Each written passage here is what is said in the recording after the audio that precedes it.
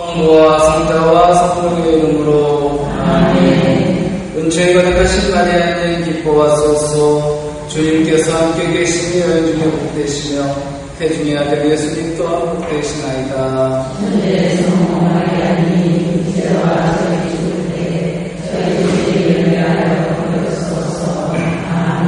성부와 성자와 성령의 이름으로 아멘. 오늘은 자선을 베풀며 드리는 기도는 뭘까 한번 알아봅니다. 하나님께 기도를 맡기라. 우리는 힘들고 어려울 때마다 기도를 합니다. 이거는 신자들만의 특권은 아니에요. 믿지 않는 사람들도 힘들 땐 기도해요. 근데 그들은 대상이 없어요. 우리는 하나님 아버지께 딱 예수님께 삼위일체 하나님께 대상이 있는데 그들은 큰 병원 가면은 이제 응급실이나 중환자실 앞에 가면은 거기 기도 안 하는 사람이 없어요. 근데 우리는 다 신자는 목줄을 들고 그렇게 하다 보니까 그 사람들은 그냥 하나님, 알라, 여호와, 성모, 부처님, 공자님 한 명만 걸리면 되니까 하나만 그냥 다 부르는 거죠. 그러니까 대상이 없어요. 근데 기도는 어쨌든 믿는 사람만 하는 게 아니라 믿지 않는 사람들도 닥치면 하게 돼 있어요.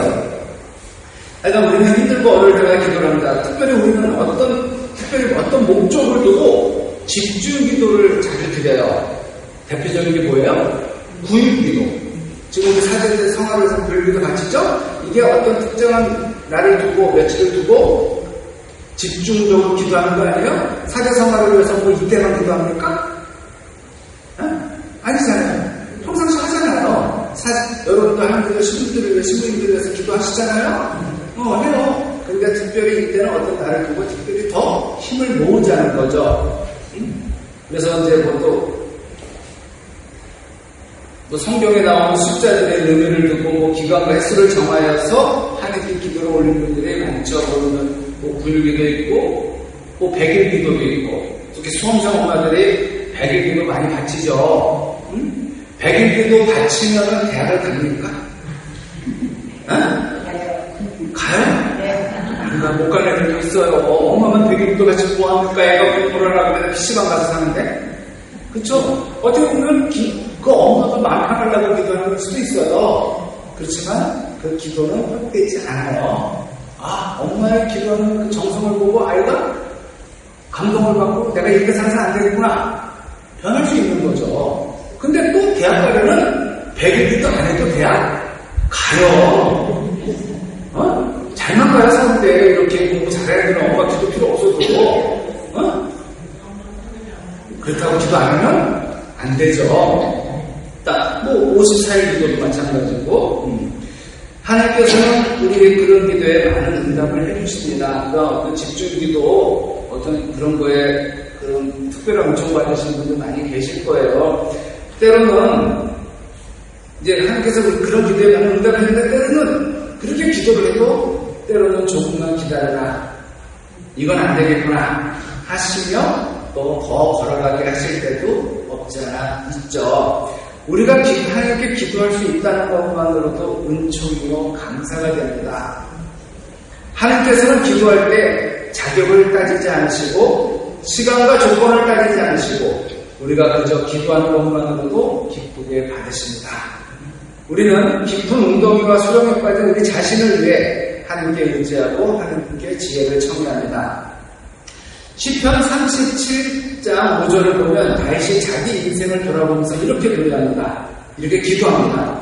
내 길을 주님께 맡기고 그분을 신뢰하리라. 그분께서 몸성해 주시리라. 기도는 이거예요. 이제 당신이 해주세요. 나는 할 만큼 했습니다. 이제 내 힘으로 안 되니까 당신이 해주세요. 당신께 넘기는 거예요. 기도는 하나님께 책임을 전가하는 거라고 그러는데 맞아요. 어떻게 보면 이제 당신 그전에 다윗은 자기 마음 안에 소원이 참 많았지만 하나님의 인도하심에 순종하며 하나님을 기쁘게 해드립니다. 누구나 소망하고 갈망하는 것들이 있습니다. 그 욕심 버리기가 참 쉽지 않아요. 제가 그런 얘기 했죠.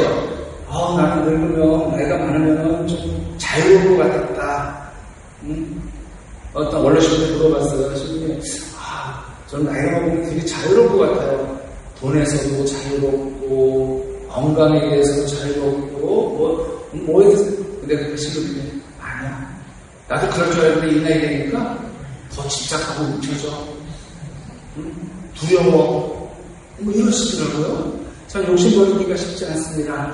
우리는 그런 소원과 욕심을 위해 하나님께 기도합니다. 그런데 어떤 때는 나 자신이 무엇을 원하는지 모를 때가 있어요. 그런데조차도 하나님께서는 우리가 생각했던 것보다 더 유익한 길로 인도하십니다. 우리는 하나님을 기쁘게 하는 것이 무엇인지 알아야 돼요. 그래야 우리의 입으로 말하는 소원보다 더 근원적인 것을 얻을 수 있습니다. 하나님, 제가 어떻게 하면 하나님을 기쁘게 해드릴 수 있을까요? 하나님께서 기뻐하시는 일이 무엇인지 알려주세요. 언젠가 이렇게 기도를 드리고 있는데 어떤 분이 오셔서 말씀하셨어요. 신부님, 특별한 기도 제목이 있을 때는 기도하면서 자선을 해보세요. 내가 특별한 기도 지향이 있을 때는 예를 들어서 엄마가 아프다, 이거 받아, 이런 특별한 지향이 있을 때는 기도하면서 자선을 해보시라고 누가 권하더라고요. 평소 기도도 많이 하시고 말씀도 많이 보시는 어르신의 권고이기에 마음속에 스며들었는데 성경에도 이분이 하신 말씀처럼 기도하면서 자선을 하면 하나님께서 기뻐하신다고 나와 있어요. 근데 우리는 기도는 많이 하는데 자선은 인색해요. 왜? 움켜쥐기. 자, 사도행전 10장 2절입니다. 신심이 깊은 그는 온 집안과 함께 하느님을 경외하며 유다 백성에게 많은 자선을 베풀고 늘 하느님께 기도하였다. 유다 백성에게 많은 자선을 베풀고 또 10장 31절 보면 코르넬리우스야, 하나님께서 너의 기도를 들어주셨고 너의 자선을 기억하고 계신다. 너의 자선을 기억하고 계신다. 어떻게 보면 내 기도보다 내가 어려운 이웃에게 베푼 자선을 더 오래 기억하고 계실지도 몰라요. 하나님께서 말씀하실 때 보면 기도와 자선은 늘 짝지어다녀요. 커플이에요. 기도 자체도 중요하지만 하나님께서는 더불어 살아가는 이웃에 대한 관심을 놓지 않으십니다. 우리 그저께가 아니라 지난주에 성모예방하면서 어려운 이들을 위한 후금을 냈잖아요. 그냥 182만 원 정도 들어왔어요. 벌써 다 나눠줬어요. 어디다? 인고의 집, 노인시설에, 또 새싹들의 집, 미혼모의 집에, 천재랑 가르멜 수녀원 수인들에게 또 한지 누구냐? 한지 있는데? 나눠줬는데, 자르게 했는데, 해서 60만원 더 해가지고 240만원 이렇게 나눠줬습니다. 하나가 웃기다. 좀 외우죠? 다른 거 받은 건 몰라도 준 거는 기억하는 나였는데, 그래서 이렇게 네 군데에서 60만원 더 보태서 240만 원 이렇게 보냈어요. 감사하다고 그럽니다. 지금 말도 어렵거든요. 어려운데 이렇게 기억해 주셔서 감사하다고.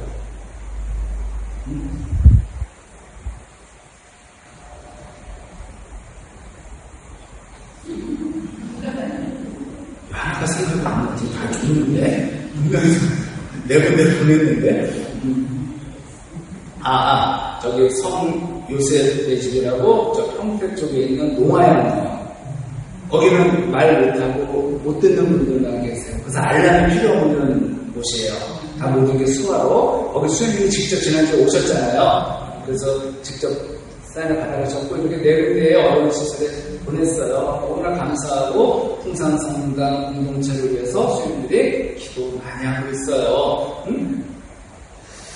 자, 어려운 이웃에게 물질과 시간과 사랑을 쏟는 것을 귀하게 여기십니다. 주님께서는 코르넬리우스의 기도와 자선을 기억하셨습니다.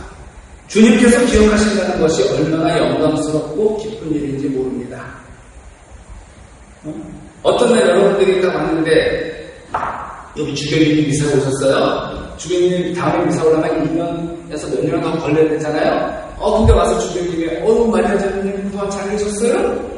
그러면 얼마나 기쁘겠어요. 주교님이 내 이름을 하셔. 주교님이 내 이름을 기억해도 정말 황송할 텐데 지금 하나님께서 기억하신다는 거예요. 이건 얼마나 황송한 일이에요. 자, 당연히 주님께서 기억하시니 당연히 정확한 때에 기도 응답이 올 겁니다. 시브리서 6장 10절 하나님은 불의한 분이 아니시므로 여러분이 여러 성도들에게 봉사하였고 지금도 봉사하면서 당신의 이름을 위하여 보여준 행위와 사랑을 잊지 않으십니다.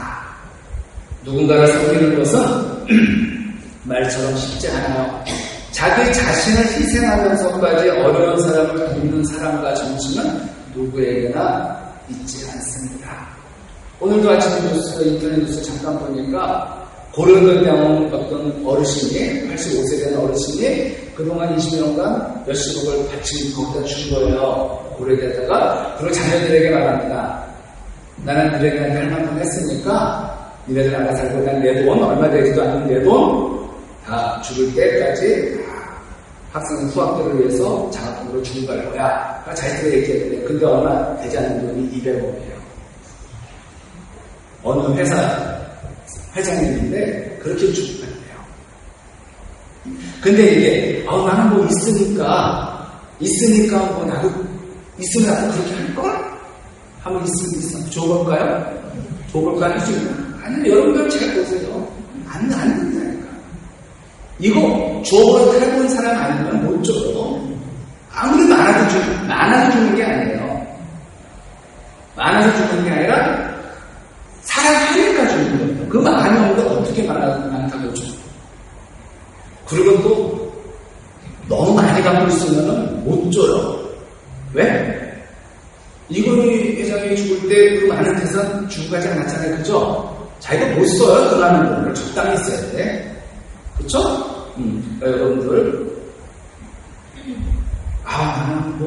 나는 먹고 죽으려고 먹을 때 이런 걸 하지 마세요. 진짜 죽어요. 자, 그런데 하나님께서는 그런 섬김을 좋아하시고 기억하세요. 자, 마태복음 6장 4절입니다. 그렇게 하여 내 자손을 숨겨두라. 그러면 손님도 보시면 내 아버지께서 너희를 갚아주실 것이다. 처음부터 숨기지 마세요. 드러내도 돼요. 일단 억지라도 해보는 거지. 이 숨겨주는 내 자손 숨기는 사람은 일단 다리 고수고 하수들은 이렇게 좀 드러내세요. 근데 드러내더라도 누군가는 그 일 때문에 생명을 건지잖아요. 생명이 달려있잖아. 하나님께서는 자선을 베푸는 것과 기도하는 것을 보시면 반드시 갚아주시고 상을 주신다고 약속하셨어요. 그런데 하나님께서는 자선과 기도를 은밀히 보신다고 하셨습니다. 왼손이 하는 일을 오른손이 모르게 하라는 의미일 수도 있고 남을 돕는 일을 의식하지 말고 자연스럽게 하는 말일 수도 있죠. 자선과 봉사를 우리가 당연히 해야 할 일이라고 여기는 겁니다. 그것이 나의 의로움을 세우는 훈장 같은 것이 되어서는 안 돼요. 그런데 이게 처음부터 그렇게 되지는 않는다는 거죠. 처음부터 그렇게 되면 좋겠지만 이 자선도 내공이 쌓여야 돼요. 내공이. 몸에 배어 저절로 하는 자선은 하나님께 기업을 보시는데 몸에 배웠다는 것은 습관이 됐다는 건데 습관이 되기까지는 우리가 얼마나 많은 노력을 해야 되냐고 저절로 되냐고요.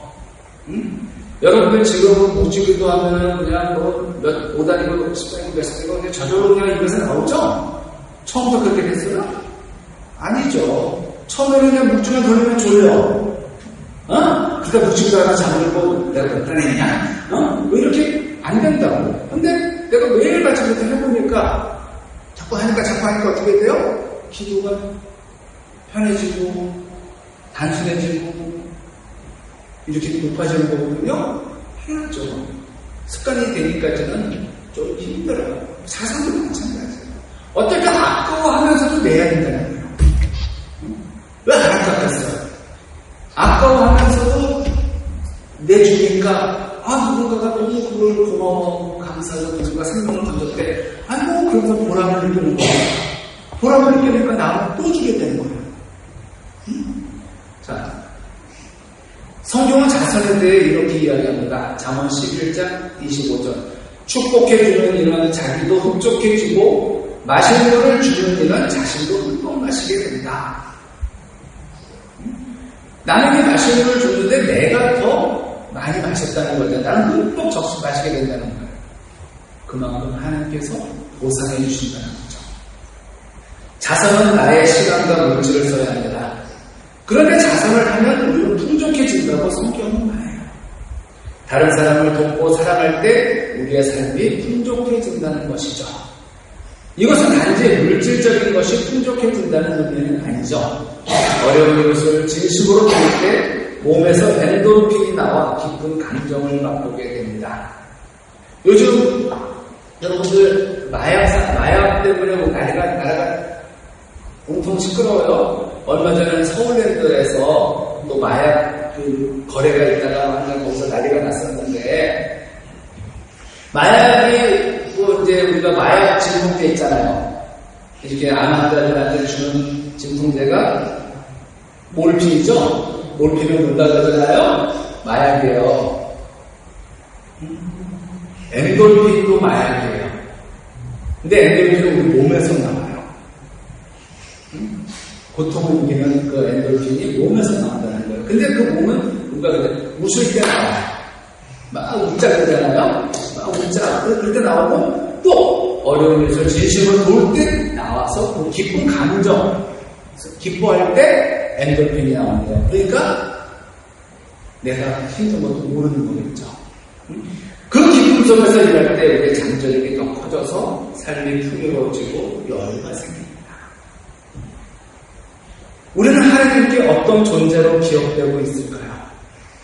그런 생각하잖아요. 내가 상담해서 신부들은 이제 오늘 이제 오후에 이제 2시에 인사명령이 나는데 어저께 동기들이 이제 단톡방에서 이제 궁금하죠. 나는 하나도 안 궁금하던데. 어차피 내일은 없을 테니까. 근데 이제 오후에 인사하는 대상자들은 어디 갈까? 그래서 내가 그거 하나 또 찍었죠. 너 어디 갈 것 같다. 왜? 자다가 서해 가버렸어. 대부도 가버렸어. 내가 예술되고 진짜인지 아닌지 모르겠지만 진짜 맞으면 큰일 나는데. 진짜 맞으면 큰일 나는데. 새가 소나무에 앉아있는 동네야 하면서 동남사 얘기했는데 지금 떠나고 나면 이렇게 떠나고 나잖아요. 그건 정권당의 전인이잖아요. 정권당에서 나를 어떻게 기억하고 있을까? 또 여기 이번당에서 정정은 여러분들에게 어떤 모습을 기억되고 있을까? 이런 생각이 들어요. 또 내가 이 세상을 떠나면 또 어떤 친구로 기억될까? 그 친구 그냥 술 엄청 먹어. 지금 이런 친구인지 아니면 이 친구는 참 따뜻했지. 제가 그래서 애들한테 절대로 혼을 안 내는 것 중에 하나가 그런 거예요. 옛날 10대들한테 물어보면 자기가 어디서 가신 분들은 다 호랑이였어. 얼마나 무서웠는지 모르는데 수행되고 무서웠대. 난 그게 싫은 거야. 우리 애들이 지금은 성당 다니고 있지만 10년, 20년 뒤에 결혼하고 결혼 성당 안 갈 수도 있잖아요. 그래도 성당 안 가면 지가 신자라는 거 알아서 얘기해요. 그때 가서 우리 신부에 있을 때 나 정말 중학교생 때 고등학생 때 우리 신부님 지금도 살아계신지 모르겠지만 참 신부님 참 따뜻했는데 참 우리 편이었는데 이런 마음을 갖게 해주십니다. 근데 보면 다들 무서웠대. 옛날 친구들 무서웠대. 그냥 미사 시간에 떠오르면은 저 아가씨가 하면서 그게 아니라 따뜻한 친구로 걔네들이 30년 지난 다음에 강론을 기억하겠습니까? 근데 그 따뜻한 그런 기억이 날 거 아니에요. 그런 친구로 기억되고 싶은데 우리가 할 수 있는 가장 중요한 것은 하나님의 기억이 나는 겁니다. 코르넬리우스처럼 우리의 기도와 자선이 주님 앞에 기억되기를 바랍니다. 하나님께서는 코르넬리우스 가정을 통해 2000년 동안 내려왔던 율법의 두꺼운 벽을 깨뜨리고 이방인 선교의 길을 열어가셨어요. 고르넬리우스는 로마 백인 대장같이 그래요. 이방인이에요. 이 사람을 통해서 이방인 선교가 시작된 거나 다름없어요. 물론 바오로가 시작했지만. 그래서 이처럼 하나님께서는 자선과 기도로 경건하게 주님을 섬기는 사람을 통해서 역사를 만들어 가세요. 창세기 9장 15절. 나는 나와 너희 사이에 그리고 온갖 몸을 지닌 모든 생물 사이에 세워진 내 계약을 기억하고 다시는 우리 홍수가 되어 모든 살덩어리들을 파멸시키지 못하게 하겠다. 탈출기 6.5절. 나는 이집트인들이 종으로 부르는 이스라엘 자손들의 신음소리를 듣고 나의 계약을 기억하였다. 지금 기억에 대한 게 계속 나오는 거예요. 신명기 4장 31절. 주 너희 하나님께서는 자비하신 하나님이시기 때문에 너희를 버리지도 파멸시키지도 않을 것이며 너희 조상들에게 맹세하신 계약도 잊지 않으실 것이다. 루카복음 1장 54절. 당신의 자비를 기억하시어 당신 종 이스라엘을 거두어 주셨으니. 루카복음 1장 72절. 그분께서는 우리 조상들에게 자비를 베푸시고 당신의 거룩한 계약을 기억하셨습니다. 레위기 26장 45절. 나는 그들을 위하여 선조들과 맺은 계약을 기억하겠다. 나는 그들의 하나님이 되려고 민족들이 보는 앞에서 그들을 이집트 땅에서 이끌어내었다. 나는 주님이다. 이 기억하겠다, 잊지 않겠다 이 말씀 계속 반복하고 있어요. 주님께서 기억하시면 우리가 어떤 상황에 있더라도 약속을 반드시 이루어 주십니다. 주님의 기억 속에 남는 삶이 무엇인가에 관심을 갖고 보는 것이 중요해요. 주님께서는 우리의 기도뿐만 아니라 우리의 예배도 기억하십니다. 이 예배라는 것은 이제 우리 예배 그러면 개신교 예배들이 그게 아니라 예배는 모든 행위를 말하는 거예요. 여러분들이 우리가 전례 생활도 그 속에 들어는 거고, 여러분들이 집에서 뭐 혼자 기도하잖아요. 그것도 개인 예배에 들어가는 거고, 뭐 여러분들이 모여서 성령 기도에서 성령 기도를 한다. 이것도 다 예배의 행위에 들어가는 거죠. 개신교는 우리의 미사가 아니기 때문에, 미사란 말이 없기 때문에 그 행위라는 예배는 이건 국한된 단어가 아니라 총체적인 모든 것을 총괄하는 포괄하는 단어가 하는 거예요. 어쩌면서 내가 혼자서 집에서 또 성가를 부를 수 있어요? 그것도 찬양 예배죠. 내가 찬양할 수 있잖아. 그것도 다 예배 행위고. 자, 그래서 우리 가톨릭 성경책 안에 예배라는 말이 많이 나와요. 근데 이제 개신교의 그 예배는 그 시간, 주일 예배, 수요 예배, 우리가 말하는 미사에 준하는 그런 걸 말하는 거고, 이 미사도 예배에 다 들어가는 거죠. 전례 행위라고 그러잖아요. 전례. 우리는 전례라는 말을 많이 쓰는데, 전례는 성경에는 없어요. 전례라는 단어는 있나? 찾아보세요. 주로 이제 구약서도 예배, 경배, 뭐 이런 말이 있죠. 경배는 경외하며 예배드리는 거고. 자, 민수기 10장 10절. 또 너희의 잔치날과 축일과 별날 초하는 날에 너희는 번제물과 친교제물을 올리면서 나팔을 불어라. 그러면 너희 하나님이 너희를 기억할 것이다. 나는 너희 하나님이다. 여기서 말하는 제물은 제사, 즉 예배를 뜻하는 거예요. 옛날에는 제사가 예배였어요. 구약에는 개인 예배든 공적인 예배든 하나님께서는 우리의 예배를 기억하십니다.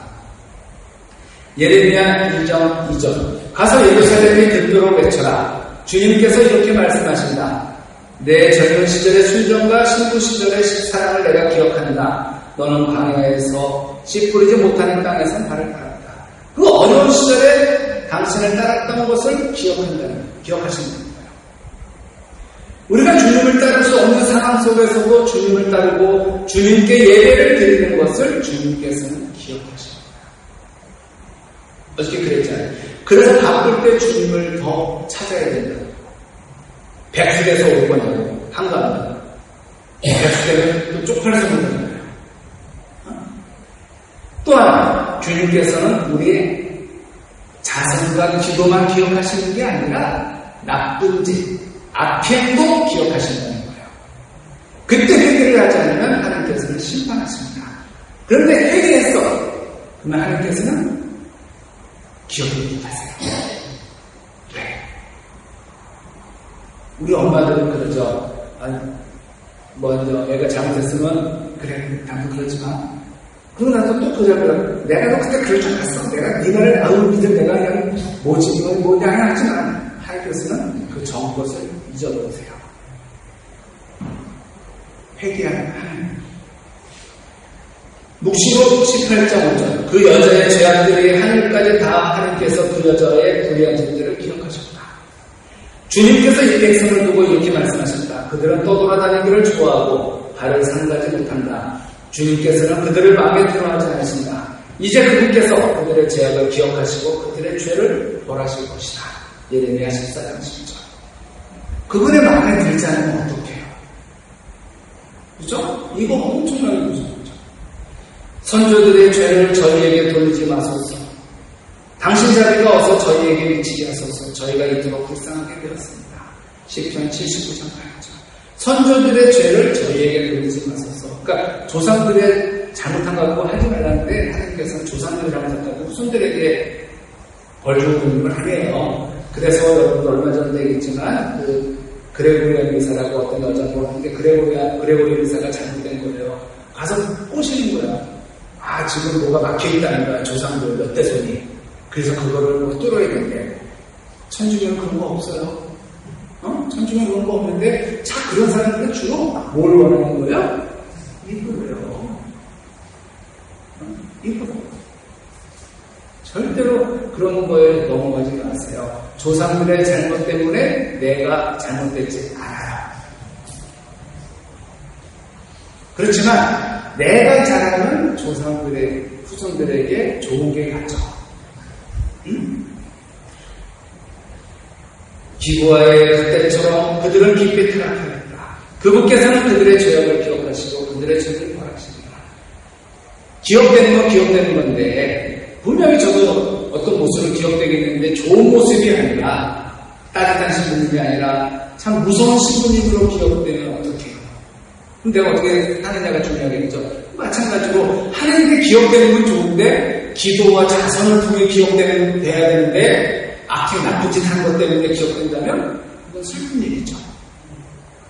가는들이 다르죠. 똑같이 하나님께서 기억하시는데 끝이 달라요. 우리가 아무리 힘들어도 어려운 이웃들과 더불어 사는 것을 하나님께서 기쁘게 보십니다. 그리고 없는 사람 마음은 없는 사람이 더 잘 안 되네요.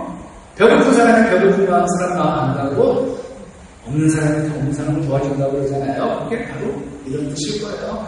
그리고 어떤 형태로든 우리를 위로하십니다. 하느님의 기뻐하심과 위로가 있기에 우리는 기도와 자선을 멈출 수가 없어요. 삶이 힘들지라도 내 가족과 이웃을 섬기는 마음, 아내가 남편을 섬기고 남편이 아내를 섬기고 자녀가 부모를 섬기는 아름다운 모습을 주님께서도 좋아하실 것입니다. 마지막으로 하나님께서 이스라엘 백성들에게 가나안 땅에 들어가서 이렇게 살라고 말씀해 주신 부분을 보겠어요. 신명기 15장 7절에서 11절입니다. 잘 한번 여러분들 집에서 읽어보세요. 신명기 15장 7절에서 11절. 주 너희 하나님께서 너희에게 주시는 땅 어느 성에서 너희 동족 가운데 가난한 이가 있거든 가난한 그 동족에게 매정한 마음을 품거나 인색하게 굴어서는 안 된다. 오히려 너의 손을 활짝 펴서 그가 필요한 만큼 넉넉히 구워주어야 한다. 너희 마음에 비열한 생각이 들어 일곱째 해, 곧 탕감의 해가 다가오는구나 하면서 너희가 가난한 동족을 발시하고 그에게 아무것도 주지 않는 일이 없도록 조심하라. 그가 너희를 걸어 주님께 호소하면 너희에게 죄가 될 것이다. 너희는 그에게 반드시 주어야 한다. 그리고 그에게 줄 때에 아까워하는 마음을 갖지 말아야 한다. 그러면 그 일 때문에 주 너희 하나님께서 너희가 하는 모든 일과 너희가 손대는 모든 것에 복을 내리실 것이다. 그 땅에서 가난한 이가 없어지지는 않을 것이다.